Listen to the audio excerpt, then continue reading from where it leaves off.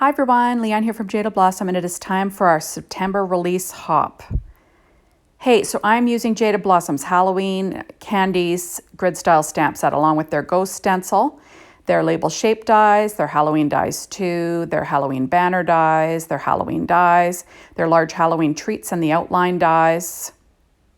Gotta show you that right there, the treat outline dies, along with our stitched circle dies and our scallop circle dies. So I'm just going to pull out my Ghost Stencils, and I'm going to work on a Wendy Vecchi Make Art Station. And this is a piece of paper tray ink amethyst allure cardstock, 4.25 by 5.5 inches.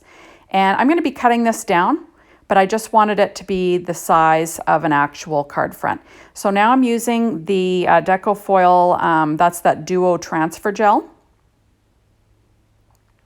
And I'm going to spread that over all of these little ghosties. Now, you kind of want to have a nice even coat, and you're going to want to let this dry until it goes, dries clear. Right now it has like a milky finish, but it will dry clear, and then that will make it sticky to accept the Deco Foil. So quickly, I'm just going to apply that, and then I'm going to take, I'm not even sure what it's called. Is it a Deco Foil tool? I'm not even sure, but it's like a big squeegee. And I'm going to run that over the top of this stencil just so I get like an even, a nice even coating of this stuff. There we go. So, you know, I'm just trying to get, like I said, just trying to get a nice even coating. And then you want to scrape the rest of it back in a jar, cover your jar up well. You know, I tend to put some saran wrap in between the lid and the actual container just to keep my gel nice and, you know, from hardening. So there we are, I'm putting it aside to dry. Now I went ahead and quickly washed the stencil, and now it's dry, and I'm going to do the same thing to Orange Zest cardstock from Paper Tray Ink.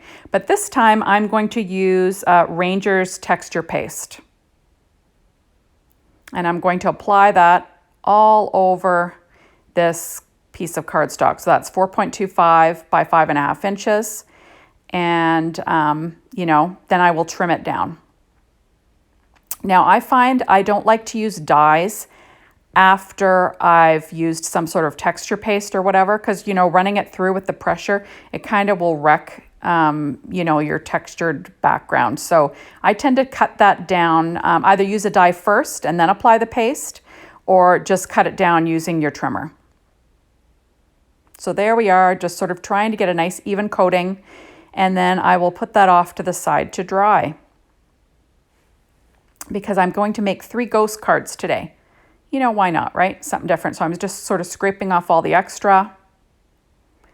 And then you're going to want to wash that stencil with soap and water again, which I do before I start on my next background. There we go. And I'll put my lid back on. And then we will wash this, and then I will start with a black piece of paper tray ink cardstock. Now, at first, I think that I'm going to be doing some heat embossing afterwards, but I changed my mind because the actual white pigment ink showed up really well. So I'm just going to tape, like I said, I taped that stencil on the back, and I'm using Memento Luxe Wedding Dress white pigment ink, and I'm just going to pounce that on the stencil. So I kind of, you know, skipped that because it took a long time.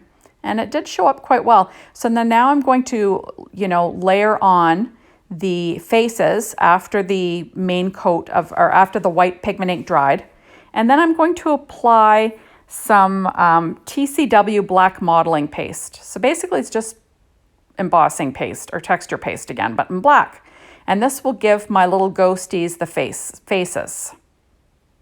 And I didn't do this to my other 2 ghost backgrounds because I'm going to do something different. But this one I wanted to use it traditionally. So there we go. And I'm just going to apply that paste and try to have it nice and even with a little spatula tool. I think these are from Ranger, but they were like little cheapo ones. You know, I'm working on my Stampin' Up! Pad as per usual. There we are. And just try to scrape off all the extra. And you want to wash that right away because I'm telling you, this stuff hardens and then good luck. Right?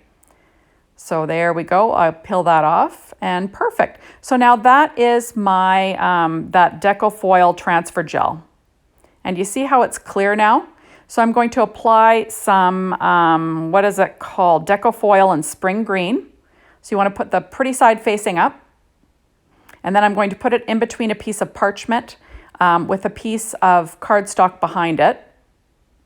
And then I'm going to run it through a laminator.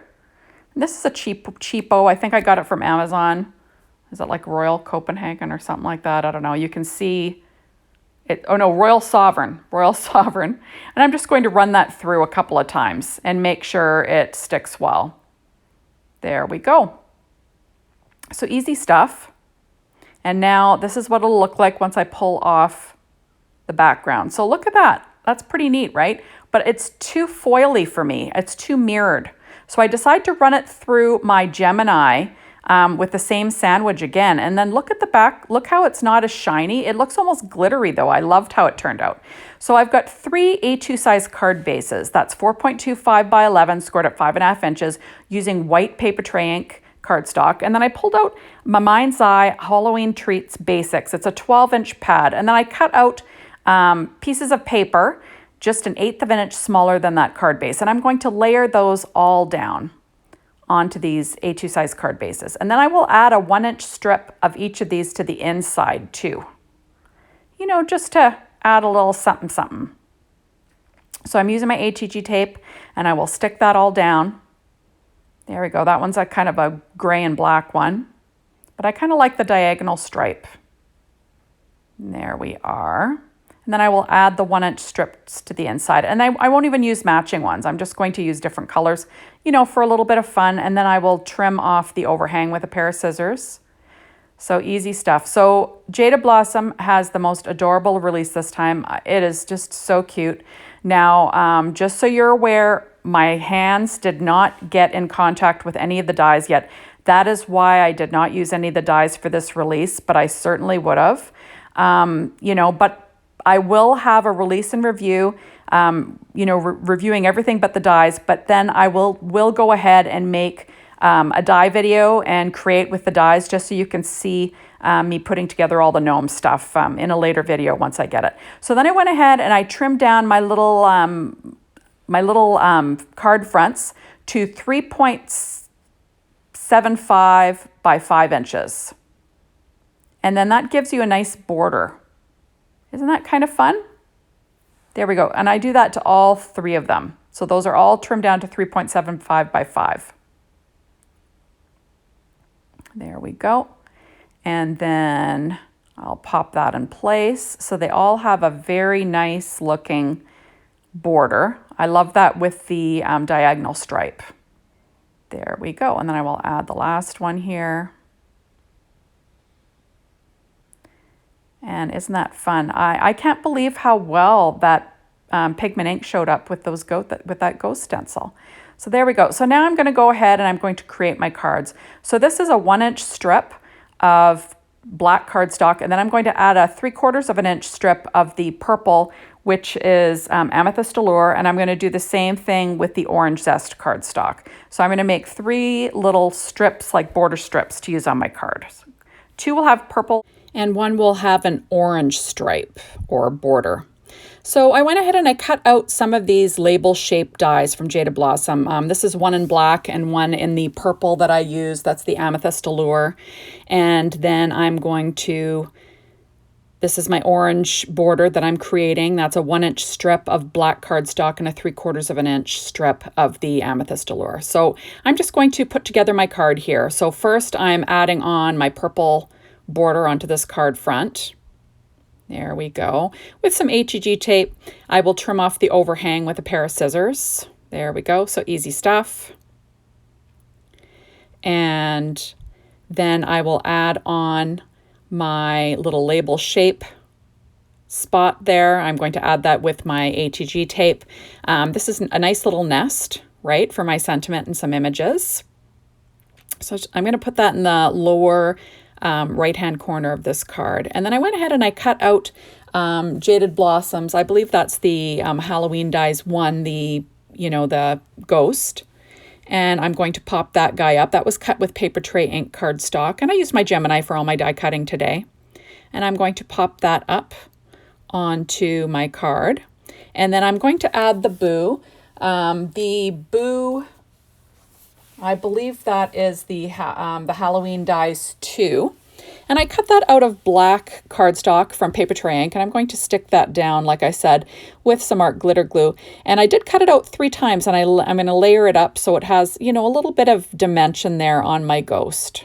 That's the plan anyway. There we are, so I will layer them all up. I'm using my reverse tweezers just so I get my fingers out of the way, and then I will, you know, sort of lay them down. So all of these little green ghosts, they kind of remind me of Slimer from Ghostbusters, right? So I'm going to go ahead and I'm going to get my second card going. So this same deal, I'm going to add that purple border that I made, 1-inch strip of black cardstock and a 3/4 of an inch strip of that amethyst allure from Paper Tray Ink. And then I will cut off the overhang. There we go. And, you know, easy stuff, really. And then I'm pulling out a label shaped die that I cut out of Paper Tray Ink black cardstock. And I'm going to pop that up with some Stampin' Up! Dimensionals. There we go. And I'll put that in the lower right-hand corner. Same deal. And I'm going to pull out one of my ghosts. Again, I got to find it. That's cut out of Paper Tray Ink white cardstock. And I'm going to pop that up. I believe that's out of... I think that's from the first Halloween dies set, but all the dies that I used will be listed on my blog. So I popped that guy up with some Stampin' Up! Dimensionals, and then I'm going to put a purple Boo on this guy. And I will triple layer that up. I do not show you, but I will cut it 3 times.